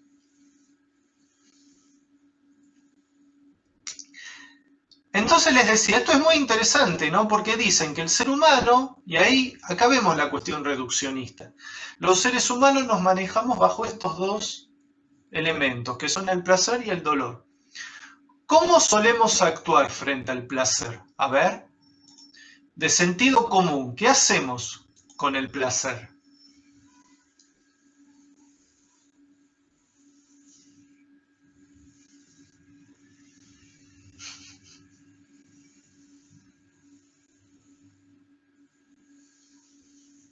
Y por el contrario, ¿qué hacemos con el dolor? ¿No? Muy bien, Darnes, a eso iba. El placer lo buscamos, lo perseguimos, ¿sí? Lo vemos como algo bueno. Yo por ahí ahora no estoy sintiendo placer, pero lo busco, de alguna manera o de otra. En cambio del dolor, ¿qué hacemos? La conducta contraria, tendemos a escaparnos, ¿no? Algo te duele, pusiste la mano en el fuego y no la dejás. No, la quitas. Escapás del dolor. Lo tratamos de evitar. Si esto lo tuviéramos que traducir en términos económicos, ¿qué significaría el placer en términos económicos a nivel individual, a nivel personal? Y en términos económicos, ¿qué sería el dolor? A ver. Entonces vamos a poner una flechita, como si fuera un condicional. Muy bien, el placer que es ganar platita, ¿verdad? Ganar plata nos hace poner re contentos. Cobramos el sueldo y o tenemos una empresa y vemos el balance que es positivo y festejamos. Descorchamos champán. Entonces, en términos económicos, el placer se asocia a la ganancia. ¿Y el dolor a qué se asocia? A ver. Muy bien, Darnex. La pérdida. Los gastos. Viene la factura de teléfono y nos queremos suicidar. Viene la factura de luz y nos queremos matar. ¿Qué sé yo? Le tenemos que pagar a los empleados y nos cuesta largar el dinero si somos empresarios, porque nos gustaría que el empleado labure gratis, de ser posible. Pero no, tienen esa maldita manía de querer cobrar. Entonces, el dolor, claro, tiene que ver con la pérdida, el gasto. En un sentido extremo, creo que Santiago lo dijo, la bancarrota, ¿no? La bancarrota sería el peor estado posible. Fundí la empresa o fundí mi economía. Bueno, es terriblemente doloroso. Vieron que hay gente que se suicida cuando se queda sin laburo y encima sin esperanzas de conseguir laburo. Personas de 50 y pico de años que les falta poco para jubilarse y la despiden, y el mercado laboral para la gente de 50 y pico es muy jodido, no te contratan, es difícil porque contratan a jóvenes que les pueden pagar menos. Bueno, esa persona está en una situación complicada, ¿sí? Podría llegar a una situación extrema como el suicidio. O, bueno, Darne, genial, ¿no? Como el crack del 29, que cayó la bolsa abruptamente y fue la primera experiencia, sí, o una de las primeras experiencias tan brutales de la caída de la bolsa. Y mucha gente se suicidó, claro, se tiraban de los edificios. ¡Uy! ¿Por qué? Porque de tener cierto capital de pronto se vieron mal, quebrados. ¿Qué más dicen? Que somos seres competitivos, ¿no? Que por naturaleza somos así, somos seres competitivos, competimos, yo quiero ser mejor que el otro. fíjense que con esto se justifica lo de arriba. Dado que somos de estas características, esto justifica que la sociedad se arme de este modo, con la propiedad privada, con la libre competencia, con el libre mercado, con la especialización. No somos seres solidarios. Esa gente fumada que piensa en el comunismo o en el socialismo está mal, está equivocada. ¿Por qué? Porque somos seres egoístas por naturaleza, somos competitivos. Esos sistemas no funcionan, terminan quebrándose tarde o temprano, ¿no? Eso dicen quienes defienden estas ideas. Que de vuelta, cuando veamos darwinismo social, todas estas cuestiones vuelven a aparecer.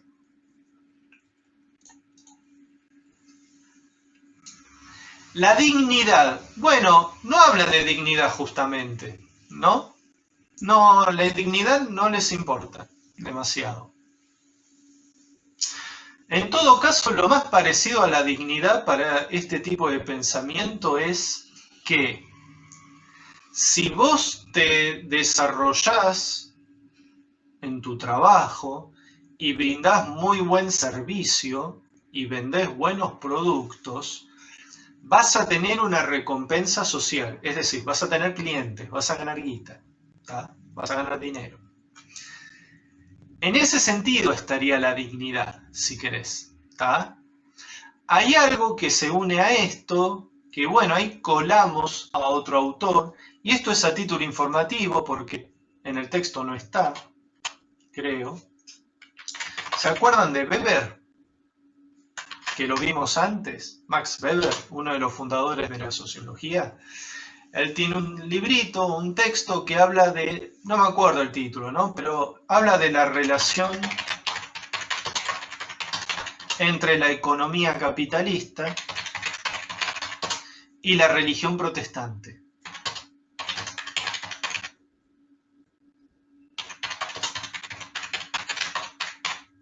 Vieron que el protestantismo es una variante del catolicismo que se profesa mucho en los países como Estados Unidos, los países anglosajones, Estados Unidos, Inglaterra. Tengo entendido que en Alemania también tiene bastante pregnancia. O casualidad son países muy desarrollados a nivel económico, a nivel capitalista. Weber encontró una relación en el sentido de que el capitalismo surgiría o adquiere fortaleza, mejor dicho, a partir de la religión protestante. ¿Por qué?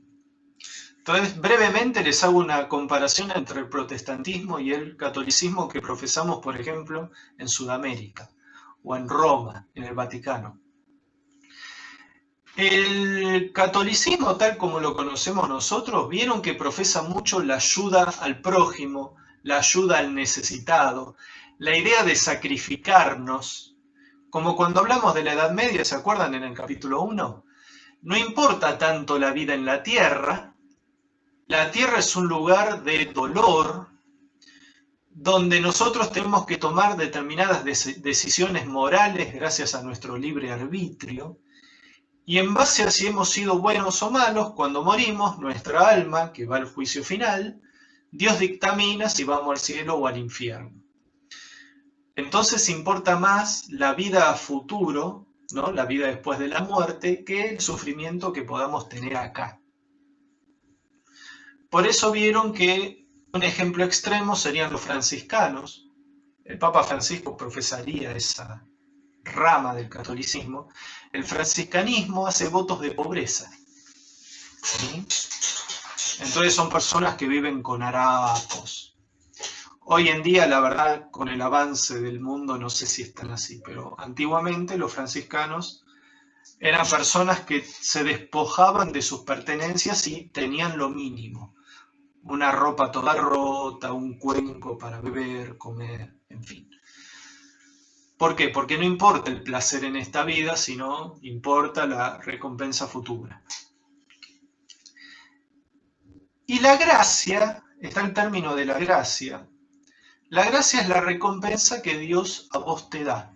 En el caso del catolicismo, tal como lo conocemos nosotros, Dios te otorga la gracia después de muerto, ¿no? Otorgarte la gracia significaría, bien, pibe o piba, hiciste bien las cosas cuando viviste, te mereces el cielo. No obtener la gracia sería que Dios se hiciera así y dijera, bueno, te vas al infierno, vas a arder y llorar por el resto de la eternidad. Vamos al protestantismo y ahí vamos a hacer el link con el capitalismo. Los protestantes, si bien a grandes rasgos comparten las ideas básicas del catolicismo del cual emanan, ¿no? Está Dios, por ejemplo, hay una vida eterna después de la muerte, fantástico. Ellos dicen, y miren qué piolas que son, que Dios te da la gracia en vida, en la vida terrena. Dios te recompensa. ¿Y a quiénes recompensa Dios? A aquellos que se esfuerzan. ¿Que se esfuerzan en qué sentido? En lo laboral. Que se esfuerzan en el trabajo. ¿Y en qué consiste la recompensa, la gracia divina? En ganar plata. ¿Sí? Por eso los grandes millonarios, por ejemplo, según esta relación que hace Weber, desde el punto de vista del protestantismo, son grandes personas. Son personas que le han hecho un gran bien a la sociedad, porque la sociedad compra sus bienes y sus servicios que producen. ¿Tá? O sea, la recompensa no solo viene después de la muerte, según el protestantismo, sino que la disfrutás ahora mismo. Pero ¿cómo te la ganás? Básicamente laburando. ¿Tá? En cambio, el catolicismo va más para el otro lado, ¿no? No importa tanto el trabajo, en el sentido de trabajar a cambio de plata. Importa más el trabajo, pero en un sentido sacrificial, ayudar a otros. Y eso no iría en la dirección de la mejora de la riqueza, ¿no? Todo lo contrario. Es la situación de la Madre Teresa. Era pobre, ayudaba a pobres a su vez. Los ayudaba con la enfermedad que tenían, pero no elevaba el estado de bienestar económico. Nada, es interesante. Entonces, todo venía a cuento de lo que dijo Yanela, de la dignidad. Para este pensamiento, la dignidad consistiría en ganar la gracia de Dios, ¿no? Siendo protestante, yo soy digno siempre y cuando Dios me otorgue la gracia. ¿Y me la va a otorgar de qué modo? Si yo gano plata, si tengo éxito en mi emprendimiento, para decirlo de algún modo. ¿Está? No es la misma dignidad de la que habla Kant. Fíjense, Kant no está hablando en términos económicos. Kant está diciendo que toda persona, por el solo hecho de ser persona, es digna. Por lo tanto, alguien que es pobre y vive en condiciones infrahumanas, le estás quitando o no está viviendo en una situación de dignidad. La sociedad se tiene que encargar en ayudarlo. Estaría más del lado de las ideas del catolicismo, si quieren, las posturas de Kant. Bueno, vamos a ver, y con esto cerramos, el ejemplo de Indonesia. Fíjense, para cerrar, que cómo la concepción del Homo economicus es reduccionista. ¿En qué sentido?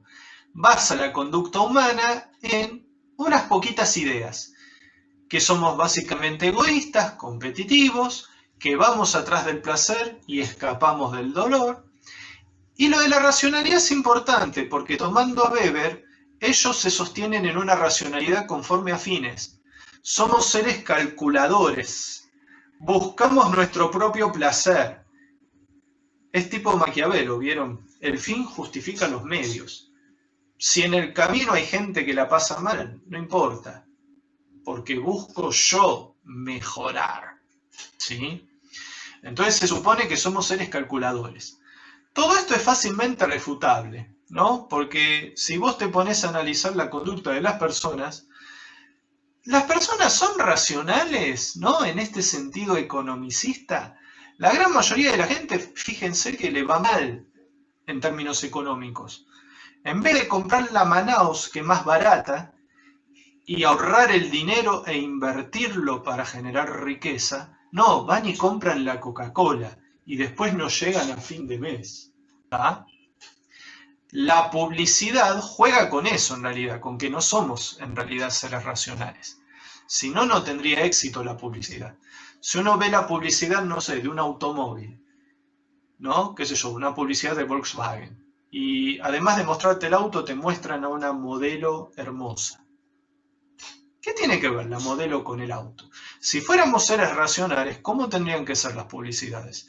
La publicidad te tendría que decir, bueno, este modelo de Volkswagen consume tantos litros por hora, va de 0 a 100 en tantos segundos, su motor es de tal tipo, te tendrían que dar una descripción técnica, entonces ahí el cliente evalúa, Volkswagen con este modelo me ofrece esto y Toyota me ofrece esto otro. La gente no funciona así, la gente va por impulso y dice, dame el Audi porque el Audi significa estatus y canchereo frente a los demás. Es decir, que si uno entra a indagar un poquito, todo esto no dura mucho, ¿sí? Es un chamullo, por decirlo. Es una simplificación. Con poquitas variables definimos al ser humano.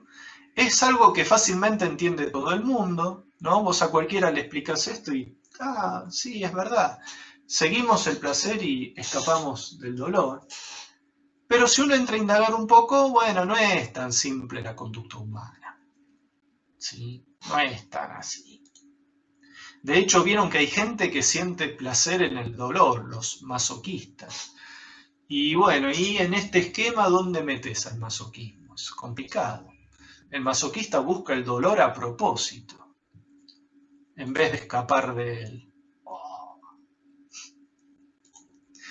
Vamos a ver el ejemplo de Indonesia. Y con eso cerramos. Que tiene muchos paralelismos con la Argentina, ¿no? Con muchas situaciones que solemos vivir en Argentina. Si leyeron el texto o lo van a leer, van a encontrar esta situación. Indonesia vieron que es un país asiático que en los 90 sufrió una grave crisis económica, entra en un problema de deuda externa. Cualquier similitud con la Argentina es mera coincidencia, como dicen las películas, ¿vieron? Y decide pedir ayuda económica a dos organismos internacionales. Bien, uno es el FMI y el otro es el Banco Mundial. El FMI lo conocen, ¿no? Hace poquito le pedimos un préstamo. Y el Banco Mundial por ahí también lo oyeron nombrar. Muchas veces también recurrimos como país a créditos del Banco Mundial. Ahí van a encontrar que ambas instituciones siguen dos caminos distintos. Estamos hablando de economía y la economía es una ciencia social, ¿tá? No es una ciencia natural. La economía es una ciencia que estudia, bueno, la administración de los recursos escasos por parte de ¿quién? Por parte de nosotros, de los seres humanos. El FMI tiene una postura naturalista a la hora de encarar el problema de deuda que tiene Indonesia. En cambio, el Banco Mundial, voy a ponerlo un poquito más abajo, tiene una postura comprensivista, intento ir un poquito más allá de lo que la postura naturalista estudia.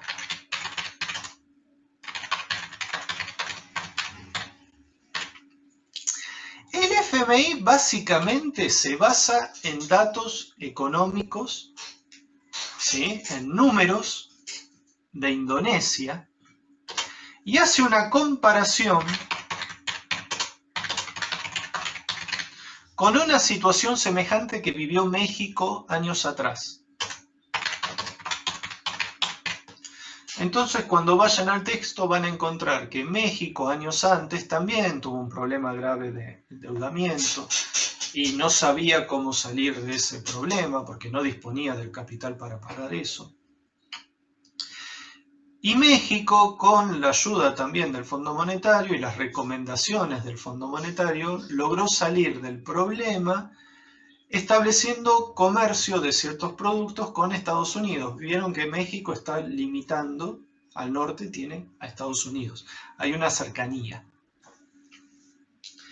Entrando en comercio con Estados Unidos, logró a la larga resolver su problema de deuda. Bueno, ¿qué hace el Fondo Monetario?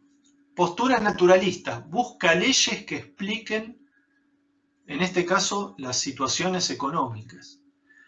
Entonces hace una relación, establece una ley muy simple. Si a México le fue bien tomando esta medida, comerciando con un país poderoso como Estados Unidos, apliquemos la misma fórmula, la misma receta a Indonesia. Así como se puede aplicar a Indonesia, se podría aplicar a cualquier otro país que esté pasando por una coyuntura similar. Así, fíjense cómo se maneja la postura naturalista. Trabaja con pocas variables, ¿sí? Los números de ingreso y de salida de dinero de Indonesia y los números de la crisis económica son semejantes a los de México. Hacemos una comparación, México se salvó de este modo, apliquemos la misma solución a Indonesia que debería funcionar. ¿Tá? La solución consistía además en cosas que suelen plantearle a Argentina cuando también entra a endeudarse con el FMI. La solución también pasa, además de comerciar con un país poderoso o países poderosos, en bajar salarios, devaluar la moneda, hacer ajuste fiscal. Hacer ajuste fiscal es que el Estado reduzca los gastos, ¿sí? Bajar impuestos a los que más ganan, porque se supone que si le bajas el impuesto a los que más ganan, esas personas que son empresarios van a contratar a más mano de obra, con lo cual el trabajo se levanta. Bien, eso era lo que decía el Fondo Monetario.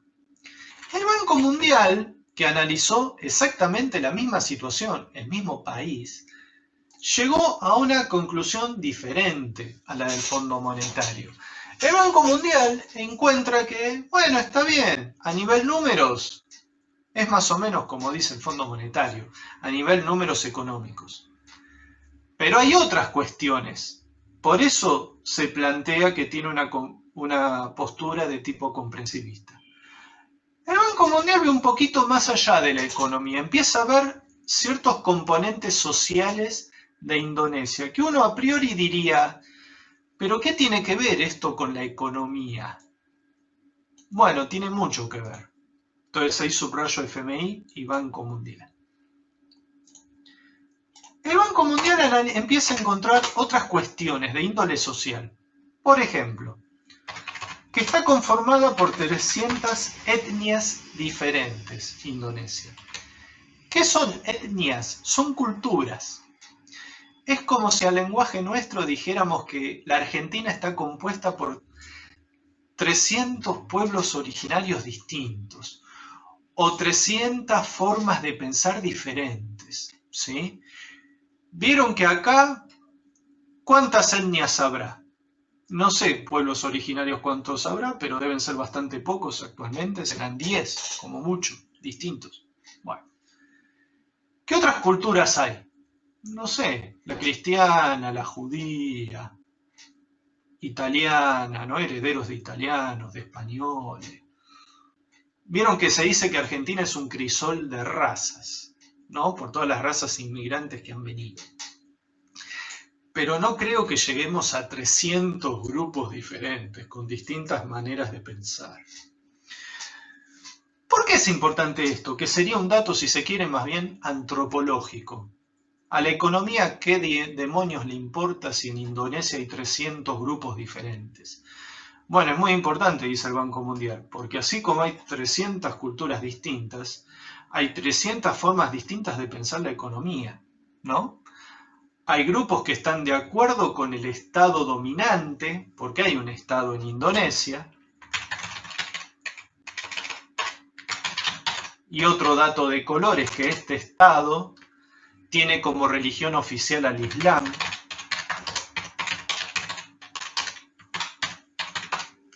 No porque el Islam en sí mismo sea un problema, sino porque hay una religión que defiende el Estado por sobre las demás. Dentro de estas 300 etnias también se profesan otras tantas religiones distintas, ¿no? No sé si necesariamente 300, pero hay muchas más religiones en juego, además del Islam. ¿Bien? Les decía, hay distintas formas de economía. La economía del Estado indonesio es capitalista, claramente. Pero dentro de esas 300 etnias hay grupos rurales pequeños que tienen economías de otro tipo, ¿sí? Economías colaborativas y muy básicas en el sentido de que se dedican al agro, al intercambio de ganado, al intercambio de productos agrícolas, ¿sí? Que no es un capitalismo avanzado.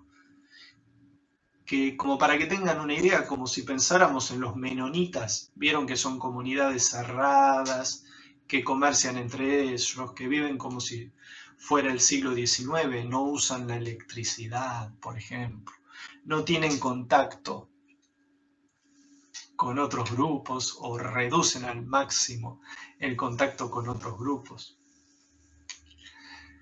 La cuestión es que el Banco Mundial dice, dado que no hay una unidad nacional, ¿vieron que acá se habla mucho de la grieta? Que la grieta básicamente, popularizada por los medios, es ser kirchnerista o no ser kirchnerista. O sea que hay dos bandos, según los medios, ¿no?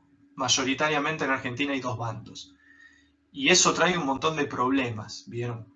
Imagínense que hubiera 300 bandos. Complicado, ¿no? El Banco Mundial dice, esto es un caldo de cultivo para que haya conflictos sociales de gravedad. Si nosotros aplicamos recetas así como así, haciendo comparaciones simplistas con otros países. Por ejemplo, México no tiene la situación social de Indonesia, ¿está? Y el Banco Mundial dice, bueno, cuidado, tenemos que articular una política económica en conjunto con el Estado indonesio, pero teniendo en cuenta esta situación de las personas que viven en Indonesia. No podemos hacer cualquier cosa. Para no hacerla muy larga, ¿qué terminó pasando? Indonesia tomó la receta del Fondo Monetario Internacional. ¿Y cómo le fue? Ahí podemos hacer el paralelo con Argentina. Vieron que hace poquito, 2018 fue, debido al gran endeudamiento del gobierno de Macri y debido a que el dólar se empezó a disparar aceleradamente y empezaban a huir los capitales extranjeros que vinieron a especular financieramente en nuestro país, ¿a quién le pidió ayuda Macri? Al Fondo Monetario. Y el Fondo Monetario empezó a dar ciertas reglas de cómo nos teníamos que manejar económicamente. Y las cosas no mejoraron, al revés, fueron empeorando, ¿sí? Bueno, algo similar pasó con Indonesia. El ejemplo lo que les muestra es cómo estas posturas naturalistas, en este caso en la economía, llevan a desastres. Primero porque no es una metodología adecuada, ¿tá? Porque por la cláusula ceteris paribus se tiene la concepción del homo economicus y no tiene en cuenta otros aspectos del ser humano. Pero otra cuestión que está en juego y que es mucho más perversa, si se quiere, ¿se acuerda cuando hablábamos antes del método crítico que está dentro del comprensivista y que el método crítico analiza las ideologías que hay detrás de las teorías? Algo que preguntaba Matías antes, ¿no? ¿Qué es eso de que las ciencias sociales deben ser emancipadoras o deberían? Bueno, hay ideologías, justamente, como estas, liberales llevadas al extremo, neoliberales, que lo que buscan es fomentar el caos social. Ahí el texto menciona, y en el PowerPoint está también, a una autora que se llama Naomi Klein. Es una... La verdad que no sé el título de ella. Es una pensadora canadiense que tiene una teoría que no es que la haya inventado ella, la dicen los propios pensadores del neoliberalismo. Entonces, para aclararles antes, el neoliberalismo es una corriente extrema, vuelvo un poquito atrás, de las ideas del liberalismo económico,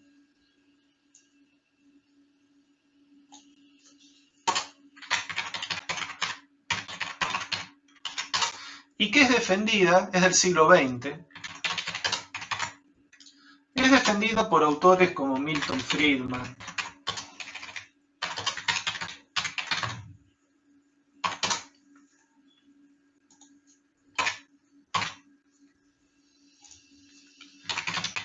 pensadores como, no me acuerdo el nombre, pero el apellido es Mises, Hayek y otros, que básicamente toman las tesis del liberalismo, pero dicen que, bueno, directamente el Estado debe reducirse al mínimo. Si es que no se puede eliminar, tiene que ser reducido al mínimo. El Estado se tiene que encargar de la defensa interna y externa, es decir, tener policías y militares. Tiene que regular ciertos aspectos relativos a la educación, pero hasta ahí no más. Y tiene que ser el proveedor de moneda, obviamente, ¿no? El Estado es el que imprime los billetes para comerciar. Pero poco más. Después el mercado tiene que tomar las decisiones en todo el resto de los sentidos. Entonces, todo esto venía a cuento de Naomi Klein, que hace una crítica al neoliberalismo, y ella habla de un término que lo usa Milton Friedman. Estos pensadores son economistas, ¿sí? Lo que les mencioné hace un ratito. Hay un concepto que trabaja Klein que es el de la destrucción creadora.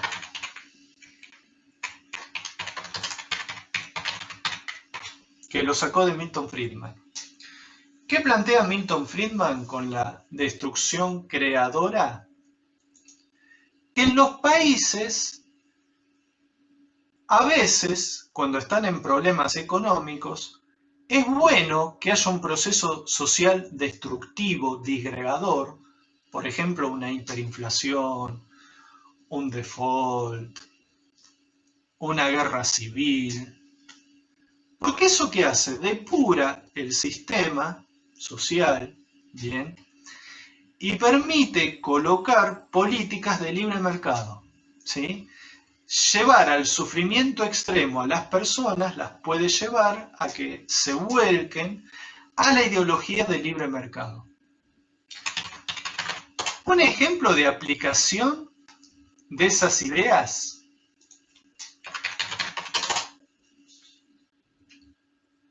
bien, les voy a corregir el apellido porque tenía dudas, es con este, Milton Friedman. Una aplicación de esas ideas de Friedman ocurrieron en Chile. No sé si sabían que en Chile en los 70 gana un partido comunista las elecciones. No ascendió el comunismo por una revolución, sino que ascendió por el voto popular, bajo la presidencia de Salvador Allende. Esta gente, economistas que seguían a Friedman, que trabajaban en la Universidad de Chicago, en Estados Unidos, proponían que hay que salir de ese modelo comunista, que lo había elegido la gente, no es que se impuso por la fuerza. Hay que salir de ese esquema porque el comunismo es malo para el mundo, es malo para la sociedad, bla, bla, bla. Estos pensadores favorecieron el golpe de Estado que vino luego, ¿no? Donde Chile se sumió durante décadas en una dictadura que fue la dictadura de Pinochet, ¿sí? Aplicando este concepto de destrucción creadora, hay que destruir, hay que, en ciertos momentos de la historia, maltratar a las personas para que acepten este tipo de esquema económico. ¿Bien? Entonces, por ejemplo, si hay una gran recesión o una disparada del dólar, por ejemplo, como pasó en nuestro país, la gente se empieza a quedar, por ejemplo, sin trabajo y van a aceptar cualquier laburo con tal de ganar unos mangos. No importa si me pagás menos de lo que yo cobraba antes. Te lo voy a aceptar porque estoy en una situación extrema. ¿Tá? Y eso trae beneficios a los grandes capitales. ¿Bien?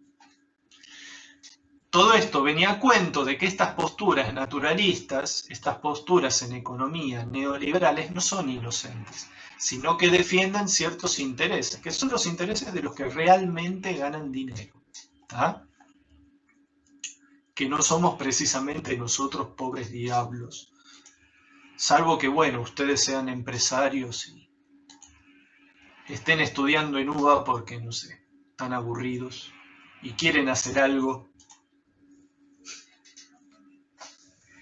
Y bueno, eso fue el ejemplo de Indonesia. No sé qué opinan, si tienen alguna pregunta. Creo que con eso ya vimos el capítulo 9.